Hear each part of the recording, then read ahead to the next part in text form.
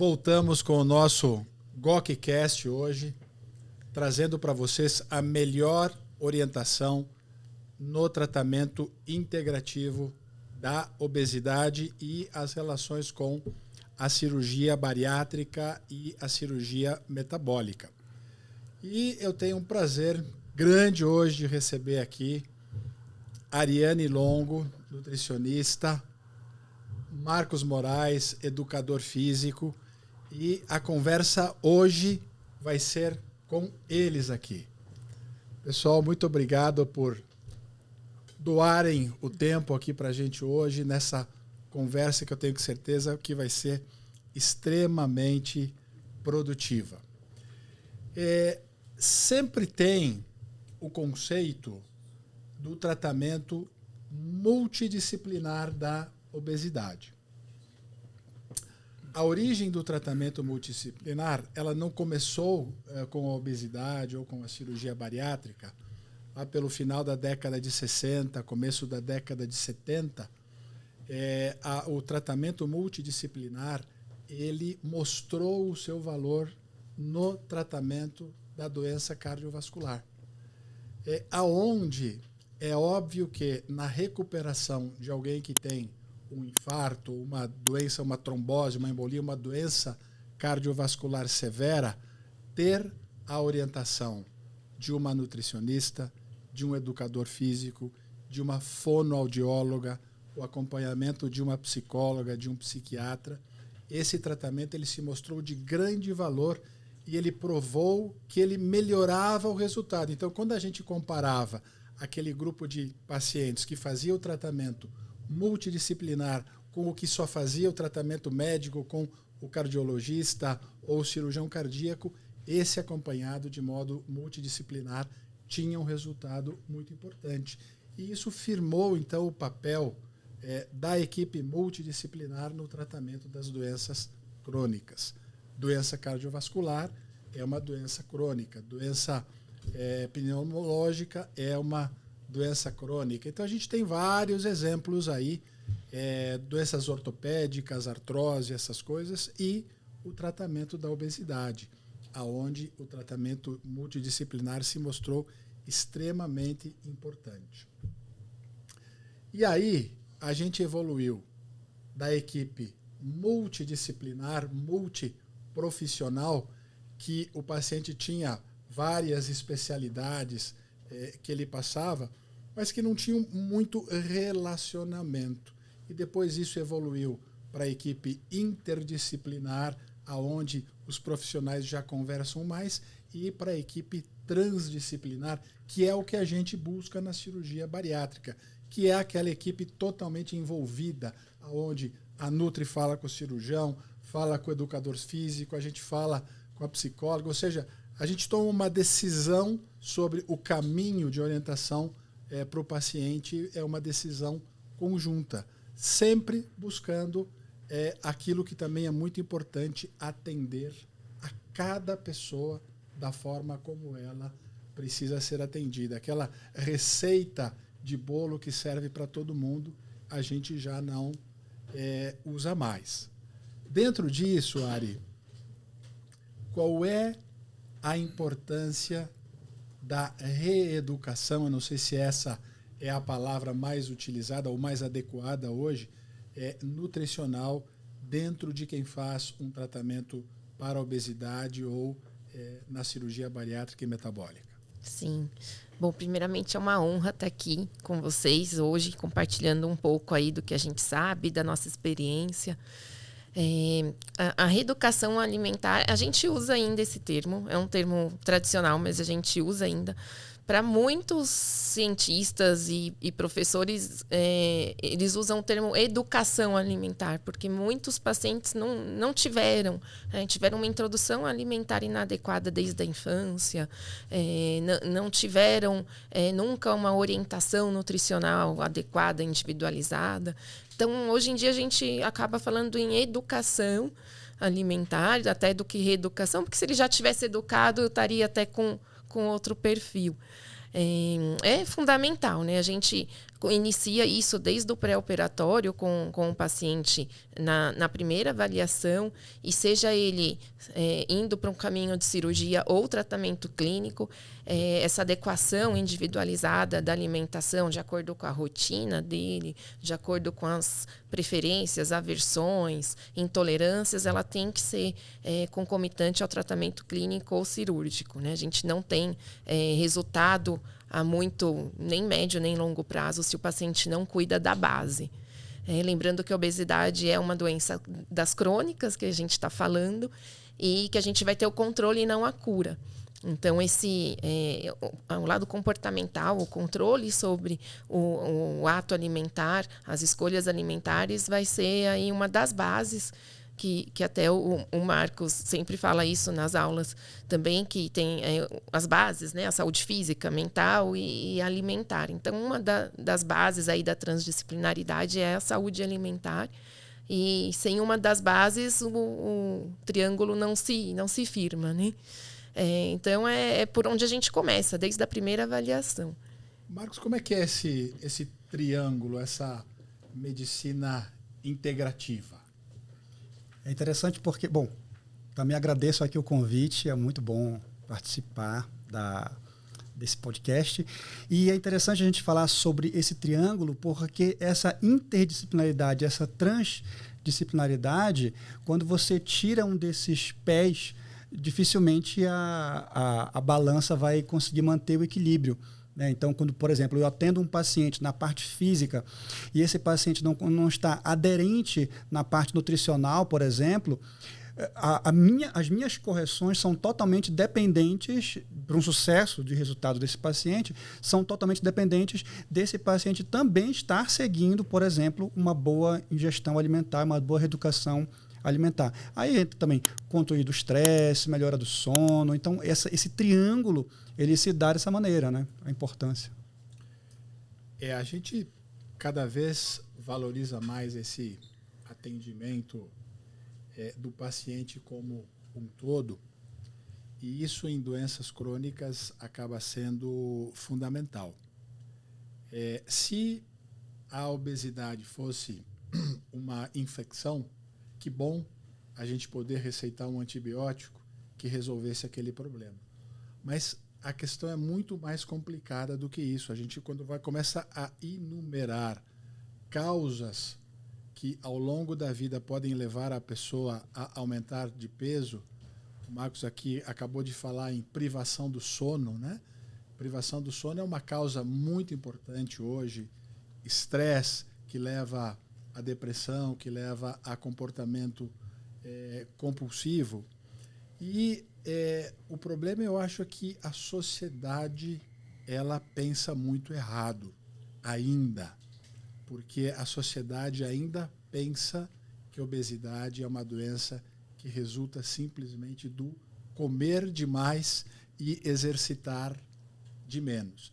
E a gente sabe que a questão é muito mais complicada do que isso. A obesidade é uma doença metabólica. É a alteração do metabolismo que leva a pessoa a comer demais. Então, comer demais não é a razão da doença, é a consequência da doença. E é por isso que, quando a gente tenta tratar só pensando no comer demais, invariavelmente o tratamento não dá certo. E a gente tem alguns exemplos muito claros disso, porque quando nós submetemos alguém a uma privação alimentar, aquilo a gente estava falando em reeducação, agora nós estamos falando de dieta, né, de uma coisa imposta. Eu vou impor uma dieta a alguém por 15 dias. E durante esses 15 dias, esse paciente ele faz corretamente tudo que foi orientado. Aí chega no final dos 15 dias, ele vai lá na balança e ele emagreceu 4 quilos.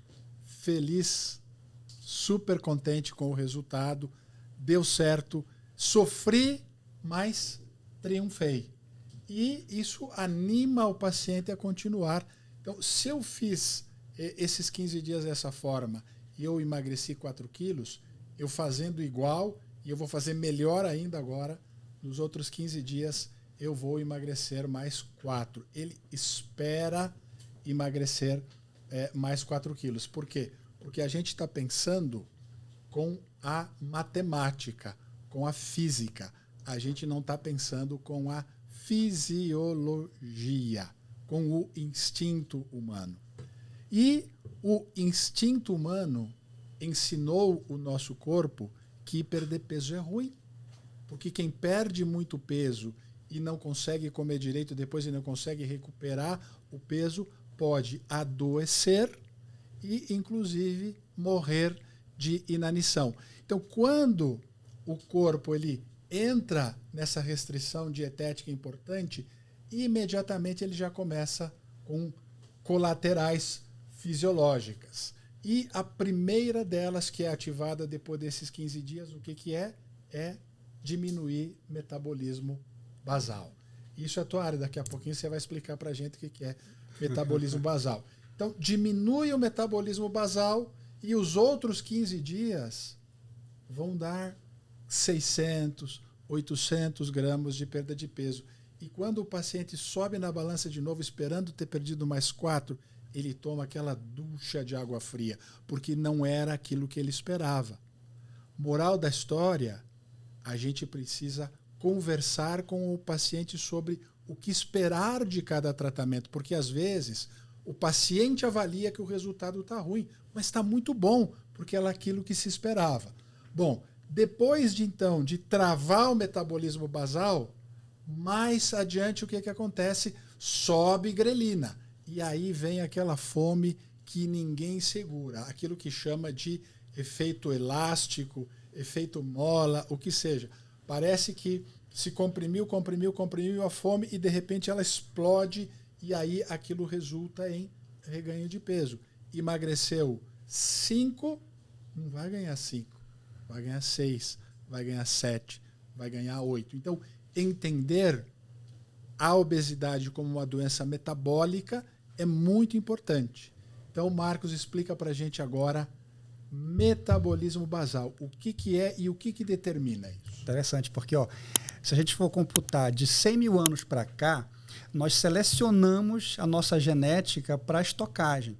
Nós não somos seres gastadores de energia. Então, como você falou muito bem, cada peso que a gente perde dispara uma reação muito violenta do hipotálamo para fazer duas coisas, né? Ele vai aumentar a fome e vai diminuir o metabolismo. Lógico que essa ordem não é muito linear até os 5 quilos. A gente sabe que para cada 1 quilo de peso perdido, a nossa fome aumenta em torno aí de 100 calorias e o nosso gasto metabólico basal diminui em torno de 30. Isso gera uma frustração, porque é uma tentativa do nosso corpo de preservar a vida, né? Como a gente bem sabe. E aí o que acontece? Quando a gente faz um aumento do nosso gasto energético pela atividade física, por exemplo, a gente acha que o gasto calórico da atividade física ele vai refletir no gasto calórico total no fim do dia. E essa matemática não funciona dessa forma. Se a gente for olhar, pessoas com IMC normal, em torno aí de até 25, elas preservam, elas neutralizam por volta de 1/4 da energia que gastam na atividade física. Então, por exemplo, se eu fiz uma atividade física que eu gastei 100 calorias, o meu corpo vai dar um jeito de, nas horas subsequentes do meu dia, ele vai diminuir aí por volta de 25 calorias. Mas uma coisa importante é entender que a calculadora desse processo não é uma calculadora Exato. não é uma calculadora de matemática ou de física, aonde 2 mais 2 é 4. Exato. A calculadora é uma calculadora de fisiologia, aonde 2 mais 2 pode ser 3, pode ser 4, pode ser 5, porque não é só o número que importa, tem outras coisas no entorno que são importantes. Agora, como a gente pode definir taxa metabólica? Metabolismo, como a gente define isso? A taxa metabólica, vamos pegar o metabolismo basal, né? O metabolismo ele é uma composição daquilo que a gente consome com aquilo que a gente gasta. Então, se eu tenho um metabolismo acelerado, então quer dizer que eu estou gastando mais do que estou consumindo. E o contrário também se faz verdadeiro. A grande questão de um processo de controle de peso é justamente você melhorar esse efeito do seu metabolismo, você começar a não ser um poupador de energia, começar a tentar aumentar esse gasto esse aumento no seu metabolismo. Então, seria você melhorar a sua composição corporal com a nossa glândula que mais gasta energia do corpo, que é o nosso músculo. Existem equipamentos especiais para avaliar metabolismo, mas em geral isso não está à disposição clínica normal, isso é mais dedicado à pesquisa, essas coisas assim. Acho que todo mundo já viu aquela imagem do atleta na esteira, com aquela máscara, com o capacete. Aquilo é um equipamento que mede metabolismo de uma forma muito precisa. Eu acho que o que a gente tem mais fácil, Ari, é a bioimpedância. Então, como é que qual é o valor da bioimpedância e como a gente interpreta isso para ter uma ideia aproximada do metabolismo basal de um paciente? Sim. Os aparelhos de bioimpedância, os mais modernos que a gente tem, eles fazem uma estimativa da taxa metabólica basal pela quantidade de massa muscular que o paciente tem, pela faixa etária e pelo sexo. Homens têm um gasto metabólico mais alto, até porque tem mais massa muscular também. Esses dados eles já são computados dentro da bioimpedância com relação à estatura do paciente, faixa etária e sexo. E aí, com o peso e a composição corporal que a bioimpedância coleta na hora, dentro do equipamento se faz esse cálculo. E ali, quando o paciente recebe impresso aquele resultado e nos traz, tem a estimativa dessa taxa metabólica basal. É um bom indicativo. A gente vê na evolução do paciente, quando ganha massa muscular, o aumento dessa taxa metabólica basal neste exame. E geralmente também a gente tem as fórmulas que a gente chama de bolso, né? A gente faz mais ou menos aí 25 a 28 calorias por quilo de peso do paciente para estimar o gasto energético. Alguns casos, paciente que a gente não está tendo muitas respostas, com muita dificuldade, a gente pede a calorimetria indireta, que é um desses exames mais fidedignos, que através da expiração do gás carbônico calcula a quantidade de ATP consumido, de energia consumida. Mas, grosseiramente, Sim. A gente pode dizer assim que tecido gorduroso contamina, diminui o metabolismo basal, e tecido muscular aumenta. É isso? O músculo é muito importante para manter uma boa taxa metabólica basal. Sem dúvida. Inclusive, na endocrinologia, a gente fala que o sedentarismo ele já é categorizado hoje como uma doença endócrina, onde a principal glândula do corpo, nesse caso, está hipofuncionante. A maior glândula do corpo hoje é o músculo. Então, no sedentarismo, esse músculo está hipofuncionante e aí isso desencadeia uma série de complicações metabólicas. E lembrar que a idade é um fator muito importante para todas essas situações. Agora, Ari, eu tenho um paciente que ele está fazendo o preparo para fazer uma cirurgia bariátrica e esse paciente, quando ele chega no consultório, por mais que ele lutou contra essa obesidade por 15 anos, por 20 anos, por 30 anos, ele vem porque ele decidiu e aí ele quer fazer a coisa o mais rápido possível, né? Ele quer operar na semana que vem. E aí a gente fala assim, não, peraí, calma. A gente precisa fazer exames, precisa te avaliar e você precisa passar por consultas de orientação. E nutricionista, psicóloga, físio, endócrino, cardio, educador físico. Nós temos várias profissões envolvidas aí nessa equipe transdisciplinar. E parece que o paciente já encara isso como uma barreira, né? Essa é a primeira barreira entre ele e a cirurgia. O que a gente queria deixar muito claro é que a equipe ela não é inimiga, ela é amiga, ela não está aí para dificultar, ela está para auxiliar. Então, qual é o papel da Nutri nessa história? Sim. No pré-operatório, a gente pega muito paciente no consultório que vem com traumas, né? Às vezes eles foram julgados por outros profissionais da área da saúde mesmo. Eles têm um histórico de falhas em tratamentos para chegar à decisão do tratamento cirúrgico.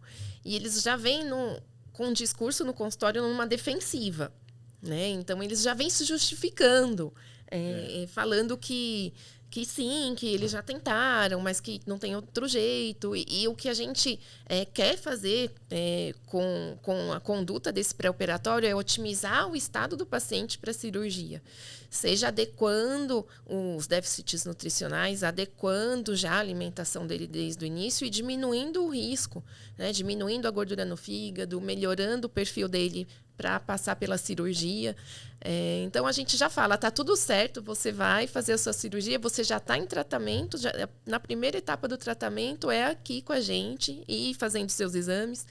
E ninguém aqui está para te barrar, nem impedir, nem não indicar a cirurgia. Pelo contrário, a gente está aqui para realmente unir forças para o processo, né? E a gente avisa ele também que ele faz parte ativa desse processo, né? Ele é parte ativa da equipe transdisciplinar, que a gente não consegue emagrecer ele sozinho, que é ele que vai ser o principal ator aí nesse filme da cirurgia na vida dele.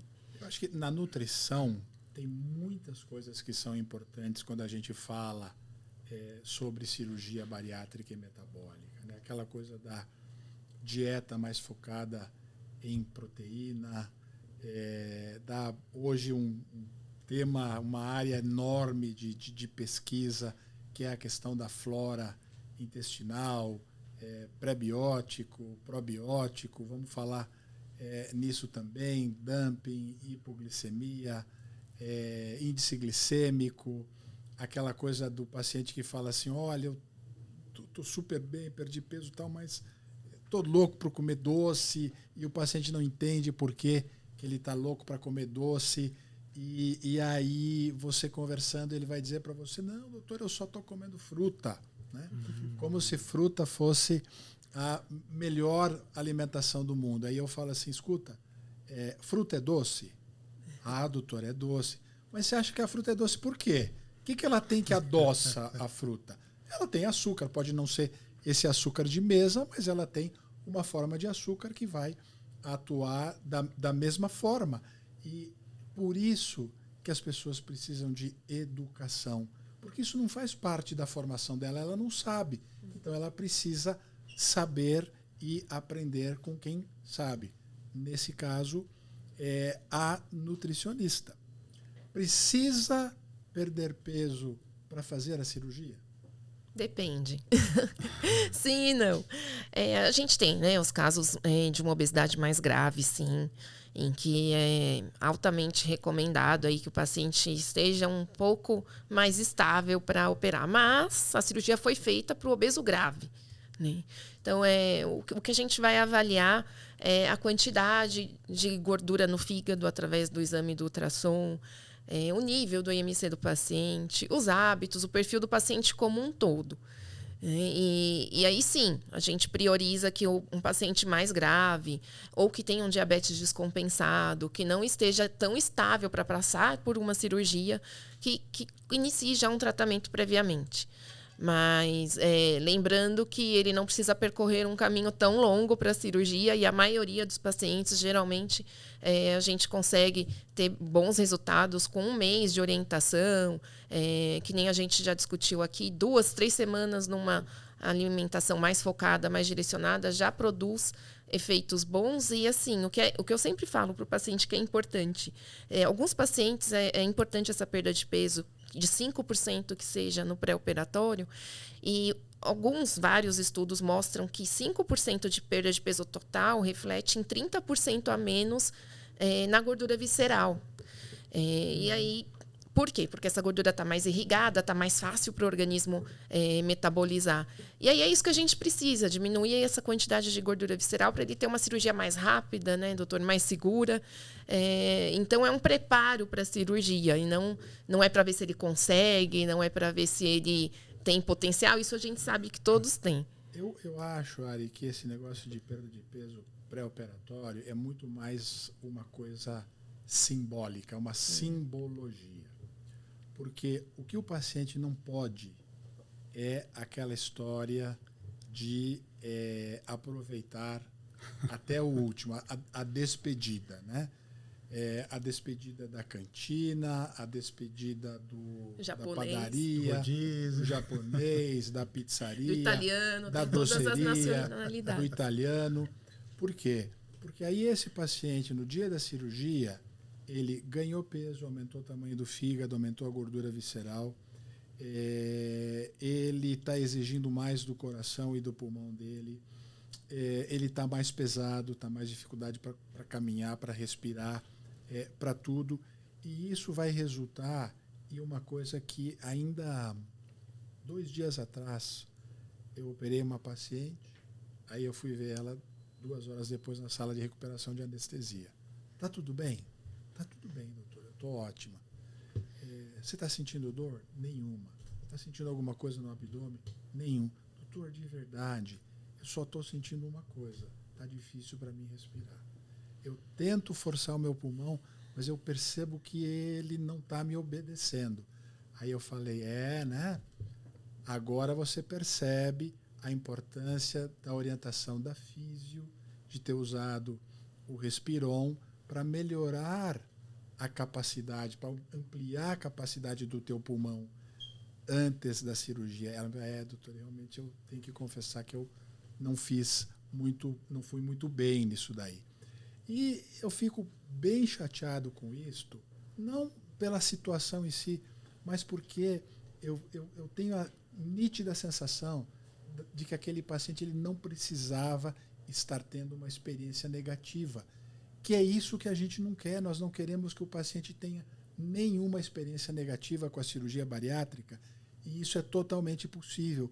É possível fazer uma cirurgia bariátrica sem dor, sem desconforto, sem passar mal, sem vomitar, sem entalar, coisas que estão do conceito popular há muitos anos de, tipo assim, alguém chegar e perguntar assim, mas você já vomitou alguma vez? Não, nunca vomitei. Não, tem alguma coisa errada com a tua operação, então. Como se o certo fosse vomitar, como se o certo fosse entalar. E não. Né?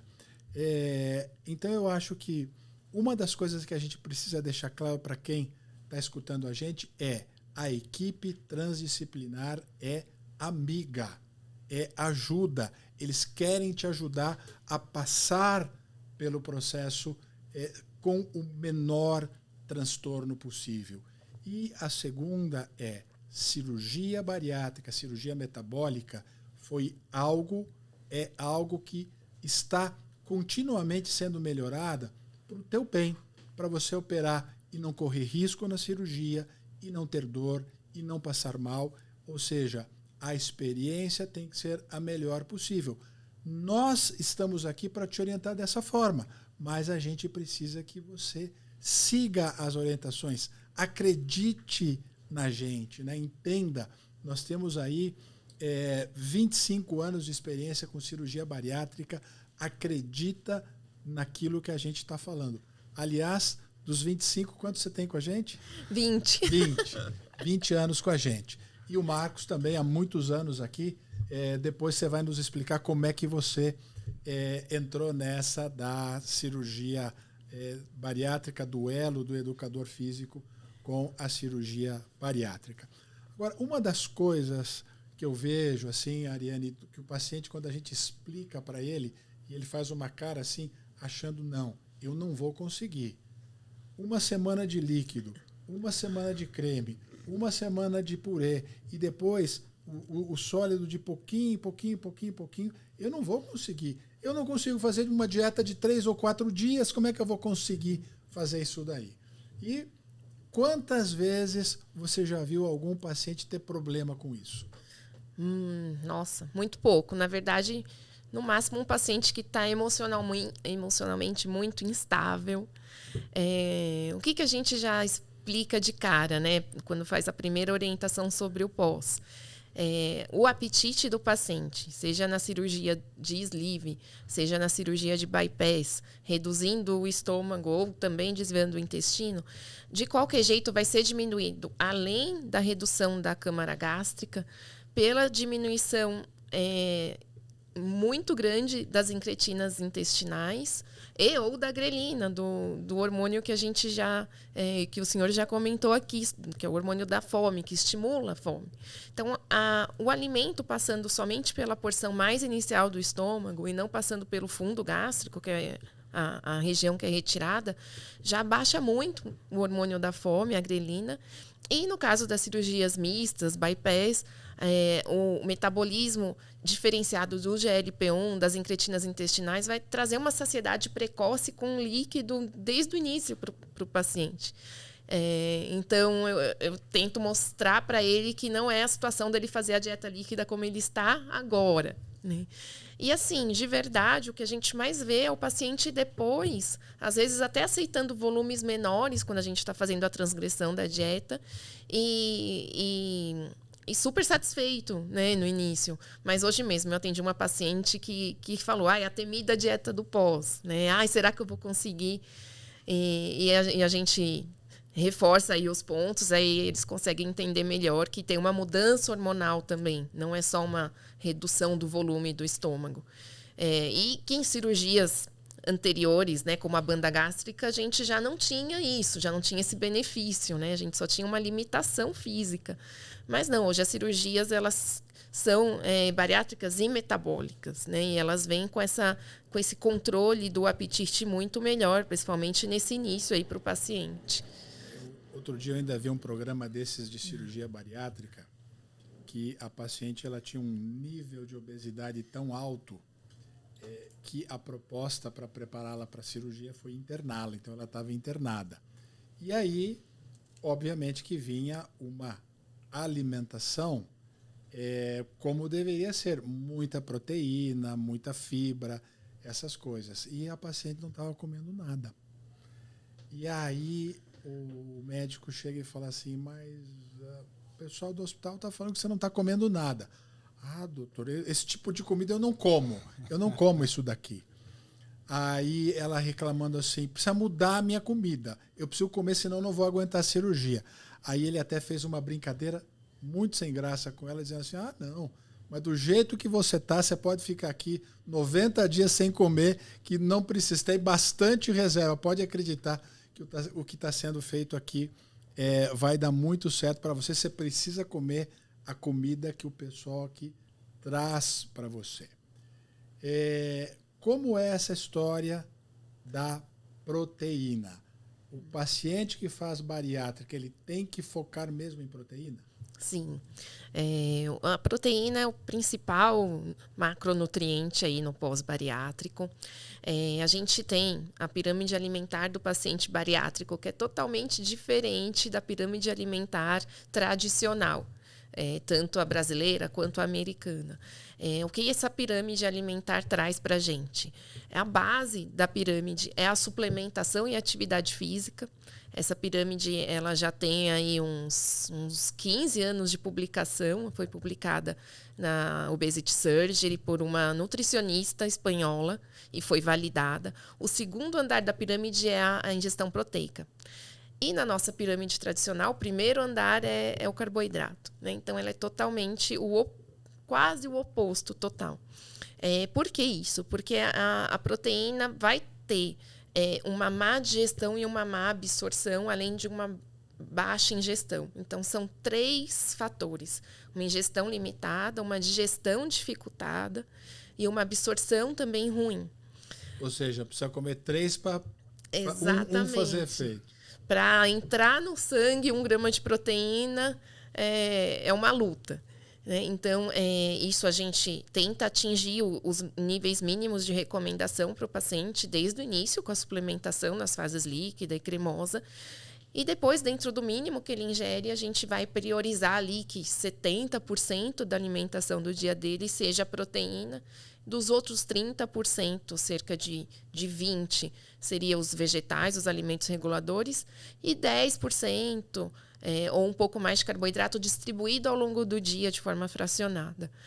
Então, vai no oposto do que o paciente estava acostumado a ver de conceitos, né, de prato equilibrado. E a gente tem o prato bariátrico também para trabalhar esse conceito visual com o paciente, que traz ali pelo menos 50% da porção total a ingestão proteica. Ou seja, se o paciente estiver ingerindo 100 gramas por refeição, 50 gramas tem que ser da proteína.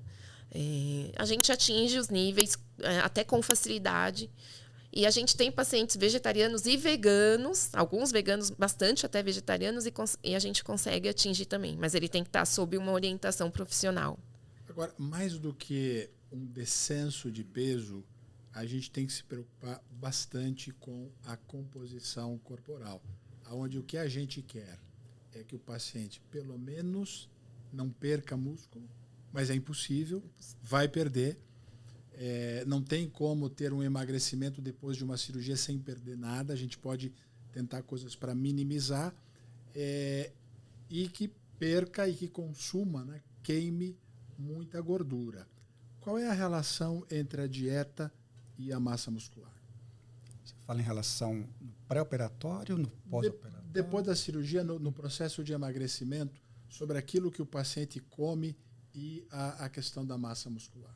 É importante, exatamente. Essa relação é muito forte, tendo em vista que quando esse paciente que fez a cirurgia bariátrica está com uma restrição energética e não consegue ter esse aporte proteico adequado, aquele músculo começa a não ter energia suficiente, que é o esperado, para fazer as suas ações. Por um lado, é esperado que esse paciente perca essa massa muscular durante esse emagrecimento, até porque não tem como a gente fazer essa preservação de massa magra 100% num processo altamente restritivo. No entanto, é muito importante, junto com a nutrição, né, Ari, a gente fazer esse aporte proteico adequado para o paciente para que esse músculo consiga ter um mínimo de manutenção. É interessante a gente colocar também, doutor, que esse corpo do paciente que está em perda de peso, ele também está em um processo de remoção dessas gorduras ectópicas, né? De fígado, inclusive da própria esteatose muscular que esse paciente tem. Né? Então, o paciente que tem MCI acima de 35 já tem um quadro de esteatose muscular e esse músculo, eu costumo dizer para os pacientes, ele vai sendo limpo, vai sendo retirado essa gordura desse músculo durante esse processo aí de emagrecimento e essa função desse músculo, ela passa a ser melhor. Então, a qualidade desse músculo, apesar de estar perdendo essa quantidade aí de massa muscular, mas a qualidade desse músculo ela vai sendo melhorada na medida que esse paciente perde um pouco mais de gordura. Então, a relação com a proteína ela é fundamental para que a gente consiga manter esse músculo operante. Isso é uma das regras, né? Uma das coisas que a gente tenta passar muito para o paciente. A questão da alimentação e do benefício da proteína nessa fase, onde a gente tem uma pirâmide diferente, por isso que é importante ser acompanhada por um profissional. Nós podemos ter uma excelente nutricionista, mas se ela não tiver atualizada em cirurgia bariátrica, em cirurgia metabólica, ela não vai conseguir dar um acompanhamento adequado para o paciente. Então é importante que o profissional seja centrado, que ele seja especializado naquilo que a gente está fazendo. Um dos grandes sintomas dessa perda excessiva de massa muscular ou de proteína nos primeiros 3 ou 4 meses é a maior queixa dos pacientes nesse período, que é a queda de cabelo. E que a gente tem feito tudo para evitar e minimizar. Mas o paciente precisa fazer isso daqui. Então, outro tema que eu acho muito importante, a área que eu queria centrar agora, sim, é a questão do segundo cérebro, né? Que é o que a gente chama, que ganhou a fama de segundo cérebro, que é o intestino. Qual é a importância, então, hoje da flora intestinal? Sim. A gente começou a ter mais noção do valor da microbiota intestinal quando os primeiros estudos, há uns 20 anos para cá, começaram a determinar a microbiota do indivíduo obeso e do indivíduo eutrófico, magro. E aí são perfis totalmente diferentes de micro-organismos. E aí a conclusão da maioria desses estudos foi de que o tipo habitual de alimentação vai influenciar na população desses micro-organismos no paciente. O que é importante a gente salientar, não necessariamente um paciente que tem o seu intestino funcionante não tem uma disbiose. Às vezes ele tem um intestino bom, funcionante, mas às vezes ele tem um desequilíbrio da microbiota. Que é a disbiose. Que é a disbiose intestinal. Todo mundo fala hoje disbiose. Disbiose é uma doença da flora intestinal, Exatamente. Da microbiota intestinal. São patógenos que estão alocados no intestino, micro-organismos, bactérias nocivos que não eram para estar ali, como, por exemplo, um E. coli, né, em excesso. Mas o que a gente tem de sinais de um desequilíbrio intestinal? Muita flatulência, excesso de evacuação, aspecto das fezes. Cheiro muito acentuado da evacuação. Odor também. Em mulheres, muito infecção de trato urinário de repetição. E a gente tem alguns estudos já bem criteriosos correlacionando com transtornos de humor ou depressão e tipo de microbiota nesses indivíduos. Então, hoje a gente tem o que eu gosto também de deixar claro para o paciente. Não é todo probiótico que é igual, não é qualquer lactobacilo que é lactobacilo, não é um que serve para tudo. Hoje, nas prescrições, a gente tem mais de 20 tipos principais de lactobacilos e bifidobactérias que a gente usa para diversos fins. Então, seja um paciente que está com uma constipação intestinal ou com desequilíbrio com excesso de evacuação ou muita flatulência, que são muitos gases, ou o paciente que tem o perfil mais depressivo. A gente tem probiótico para a saúde da pele, para melhora de absorção de nutrientes, para melhora da digestão da lactose. E aí a gente geralmente faz isso de forma individualizada para o paciente. E a gente também tem o paciente que tem obesidade, que até tem uma alimentação desequilibrada, mas que não apresenta sinais de disbiose. Então, não é regra, porém, não é só a constipação o principal sinal. Agora, Ari, eu não queria que as pessoas ficassem com a sensação de que necessariamente tem que tomar um pozinho, tem que tomar um comprimido, de que isso é uma consequência daquilo que a gente come. Exato. Né? Então, que é muito importante a alimentação do dia a dia, porque é essa alimentação que vai resultar na mudança da microbiota, de ter uma microbiota que mais te ajude ou que mais te crie problemas. E é importante, tem muitos alimentos que têm um papel muito importante na manutenção ou na melhora da flora intestinal. Exatamente, que é o pré-biótico, né? Às vezes o paciente tem que tomar pré-biótico. O pré-biótico está na comida, basicamente. Então, geralmente, a gente não precisa suplementar o prebiótico numa dieta saudável. 3 prebióticos bons. Banana, tomate e couve. São os melhores. Então, não precisa tomar remédio. Não precisa. Tem alimentos para isso. Exatamente. E essa combinação de alimentos é o que o paciente tem que aprender. E, novamente, isso só se aprende na consulta com a nutricionista. Isso não dá para aprender em uma consulta. Né? É preciso de várias.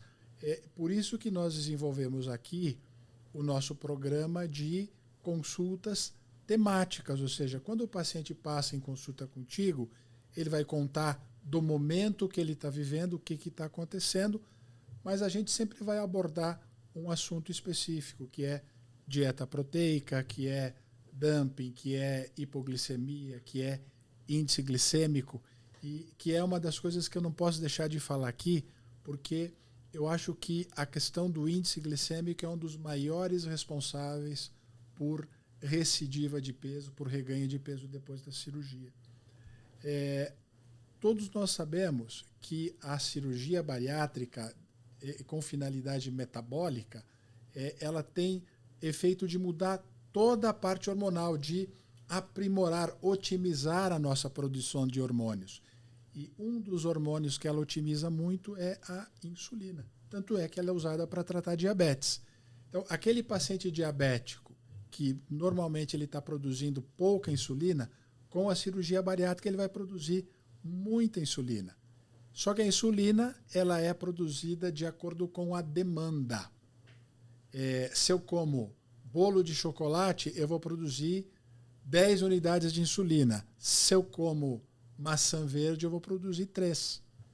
E o problema da questão da hipoglicemia depois da cirurgia tem muito a ver com isso, porque os pacientes eles comem muito carboidrato e o carboidrato vai gerar uma produção excessiva de insulina. Então, eu como um alimento que tem carne, mas tem mais arroz e macarrão. O meu açúcar vai começar a fazer assim. No momento em que o açúcar começa a fazer assim, a minha insulina vai fazer assim. E a insulina fazendo assim, o açúcar vai cair aqui. Caiu, hipo. O que eu tenho vontade de comer? Doce. Doutor, tô louco por doce. Né? Essa é a explicação. Eu vou ter vontade de comer doce. Hoje, amanhã, depois. E eu vou começar a aumentar o meu consumo de carboidrato. Eu vou começar a aumentar a minha oferta de caloria. E isso vai resultar em reganho de peso. Esse é o mecanismo mais frequente que eu vejo para o reganho de peso depois da cirurgia bariátrica. E está extremamente relacionado com reeducação alimentar. Aí a importância dessa situação. Eu acho que a gente abordou bastante coisa aqui, alguns resumos. A equipe multidisciplinar, transdisciplinar, ela está aqui para te ajudar. A cirurgia bariátrica não foi feita para criar nenhum desconforto para você. Se acontecer alguma coisa, tem que ver porque tem alguma coisa errada que pode ser melhorada, otimizada. É muito importante o acompanhamento pós-operatório. Nós temos aqui 2 profissionais da equipe transdisciplinar, nutricionista e educador físico.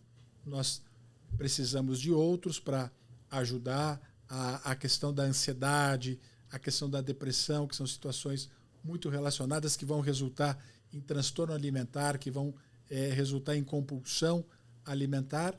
E é muito importante, então, depois da cirurgia bariátrica, manter um acompanhamento regular com a equipe transdisciplinar.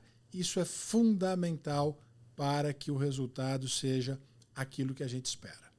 Muito obrigado pelo acompanhamento de vocês nesse GOKcast de hoje.